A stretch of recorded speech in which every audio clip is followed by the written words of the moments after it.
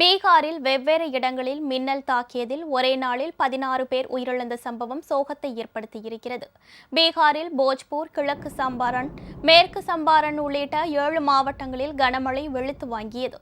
அப்போது மின்னல் தாக்கியதில் கிழக்கு சம்பாரன் மாவட்டத்தில் 4 பேரும், போஜ்பூர் மற்றும் சரண் மாவட்டங்களில் தலா 3 பேரும், மேற்கு சம்பாரன், அராரியா ஆகிய மாவட்டங்களில் தலா 2 பேரும் உயிரிழந்தனர். இதேபோல் பாங்கா மற்றும் முசாபர்பூர் மாவட்டங்களில் தலா ஒருவர் மின்னல் தாக்கி உயிரிழந்தனர். இவர்களது குடும்பத்தினருக்கு முதலமைச்சர் நிதிஷ்குமார் ஆழ்ந்த இரங்கல் தெரிவித்திருக்கிறார். கனமழையால் அருணாச்சல பிரதேசத்தில் ஏற்பட்ட நிலச்சரிவில் சிக்கி ஒரு பெண் உயிரிழந்தார். கனமழையால் நகர்குலன் பகுதியில் கடுமையாக பாதிக்கப்பட்டது. அப்போது ஏற்பட்ட நிலச்சரிவில் சிக்கி வீடு போன்று இடிந்து தரைமட்டமானது. இதில் இடிபாடுகளுள் சிக்கி பெண் ஒருவர் உயிரிழந்த நிலையில் 3 பேர் படுகாயமடைந்தனர். இதனிடையே அசாம் மாநிலத்தில் வெள்ளத்தால் பாதிக்கப்பட்ட பகுதிகளை முதலமைச்சர் ஹிமந்த் பிஸ்வ சர்மா நேரில் பார்வையிட்டார்.